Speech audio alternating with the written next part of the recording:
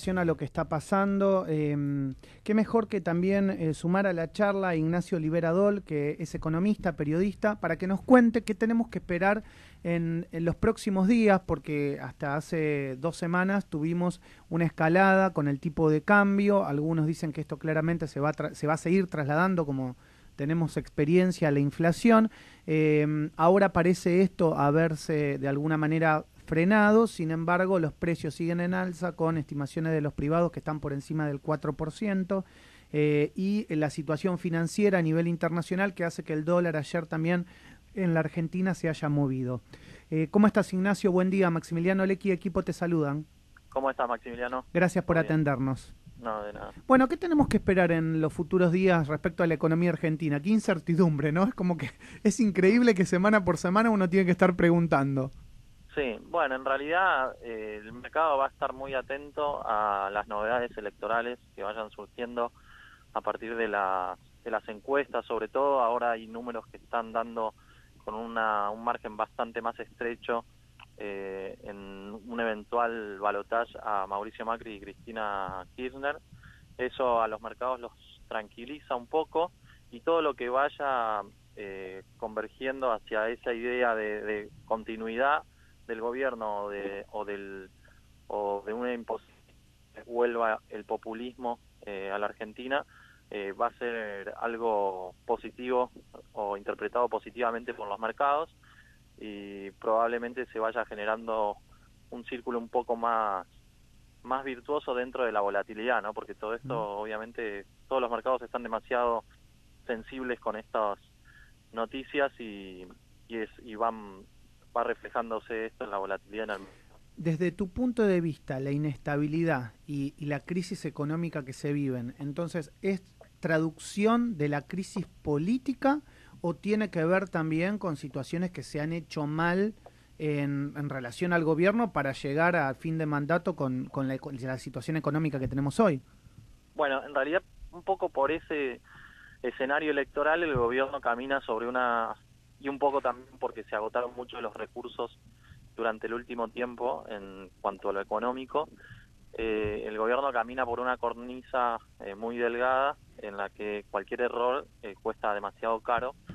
Entonces, mucho de lo que se vio, por ejemplo, en las decisiones de política monetaria que se tomaron en el verano, terminaron provocando efectos negativos que, en un contexto de alta inflación como el que teníamos, terminó resultando prácticamente explosivo para las variables monetarias, y eso termina limitando y haciendo cada vez más estrecho el margen de reacción del Banco Central, ¿no? Y lo fuerza a corregir para evitar sobresaltos mayores en el tipo de cambio.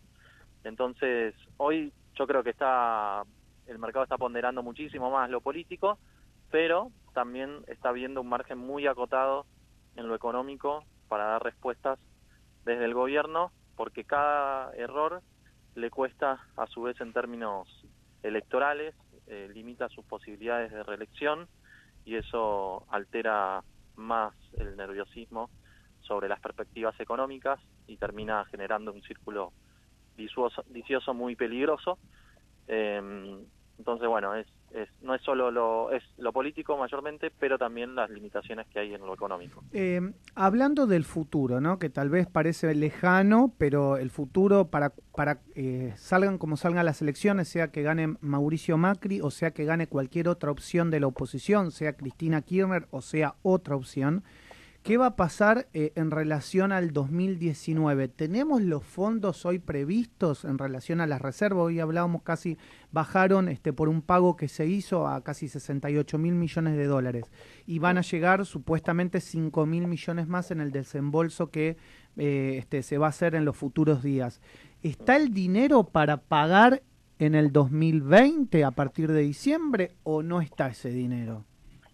El dinero prácticamente está para 2020, se supone que es un año fácil de sortear desde el punto de vista de los vencimientos de deuda, sobre todo considerando que no se va a patear el tablero con el FMI, sino que se va a tratar de ir revisando el acuerdo, pidiendo seguramente rollover en el caso que sea necesario, y también ir renegociando cada uno de los vencimientos de deuda de ese año con un acceso a los mercados internacionales un poco más amplio que el que se vio en estos últimos meses. Frente a eso, los vencimientos de deuda son fáciles de sobrellevar para Argentina en 2020, pero en 2021 ya sería más complicado si las condiciones externas para la Argentina no mejoran, ¿no? Entonces, yo creo que depende mucho del desembolso también que haga el Fondo Monetario Internacional a partir del acuerdo. Ignacio, ¿qué tal? Daniel Rodiguero te saluda. Te saco un minuto del escenario económico y te quería meter, si es que tenés el conocimiento, en esta pelea entre Mercado Libre y Juan Grabois. Te quería preguntar sobre el Mercado Libre, si conocés el dato. ¿Vos sabés cuánto si genera trabajo directo y cuánto genera trabajo indirecto de aquel que vende pulseritas y las vende por Mercado Libre, el que vende y hace artesanías o hace trabajo en su casa y la vende por Mercado Libre? ¿Cuánto genera? No, mira, o sea, no tengo el dato, preferiría, digamos, no... obviamente tengo algunas opiniones sobre el tema, pero no preferiría no hablar sobre el tema por el lugar donde estoy, digamos, que tiene que ver un poco con información del mercado. O sea, cualquier cosa que te diga, o sea, puede estar en contra de lo que del trabajo que nosotros hacemos acá. Está bien. Bueno, entonces tenemos que esperar una situación estable en las próximas semanas en relación al Fondo Monetario Internacional llegando a la Argentina, al desembolso. ¿No podemos esperar una corrida en los próximos días o también puede depender de alguna situación internacional como esto que está pasando entre China y Estados Unidos? Bueno, esto está viéndose como algo mucho más nocivo para quizás las economías que están involucradas en esto, pero no tanto para las economías latinoamericanas, ¿no? Esto sobre todo por el castigo que recibió la Argentina en el último tiempo. El peso está actuando con relativa fortaleza en este contexto, está desacoplando un poco el movimiento que está mostrando el resto de las monedas y va más a la par de, por ejemplo, el real brasileño, ¿no? Hoy el peso se está mostrando bastante más resistente a pesar, después del nuevo plan monetario que tuvo que anunciar el Banco Central hace pocos días, y está mostrando una menor volatilidad, pero obviamente va a estar expuesto en las próximas semanas a los ruidos locales. Hoy lo que predomina en la Argentina es más la incertidumbre electoral y prácticamente todo lo demás está muy digerido, ¿no? Todas las complicaciones que puede llegar a haber en el plano internacional le pueden llegar a perjudicar, pero hasta ahora no llegaron a niveles que puedan hacer peligrar el panorama, sobre todo el cumplimiento de los compromisos de deuda que tiene hacia adelante. Hoy es más importante para la Argentina, por ejemplo, la decisión que tome la Reserva Federal sobre las tasas de interés, y por ahora el consenso en el mercado es que no vaya a haber una suba al menos hasta fin de año. Para finalizar, te hago una pregunta y también para informar a nuestros oyentes.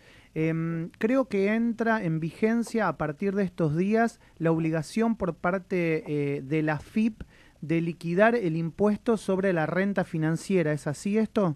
Sí, exactamente. ¿Es algo sencillo? ¿Es algo que la gente puede hacer por internet? ¿Podés darle un poco de información como para que lo sepan? Tal vez no para el grande inversor, sino para el pequeño inversor que por ahí tiene un plazo fijo chico en el sistema financiero. No, en realidad va a ser como cualquier declaración de impuestos que se hace sobre los activos. Obviamente es un tema más de contadores, ¿no? En el que preferiría tampoco no meterme, pero creo que lo que uno tiene que hacer es a partir de determinado, obviamente es para grandes ahorristas, a partir de determinado monto, que creo que era 67.000 pesos de plazo fijo, uno tiene que... 67.000 pesos netos puestos en el plazo fijo o la ganancia. Creo que es la ganancia. Mira, te digo, es un tema más de contadores. Bien. No me quiero meter mucho en eso, pero yo creo que tenés que tener en cuenta tener en cuenta ese tema además en la declaración de impuestos que haces anualmente, y que es algo que no te va a afectar si sos un inversor minorista, es más cuando vos, es más para los grandes segmentos.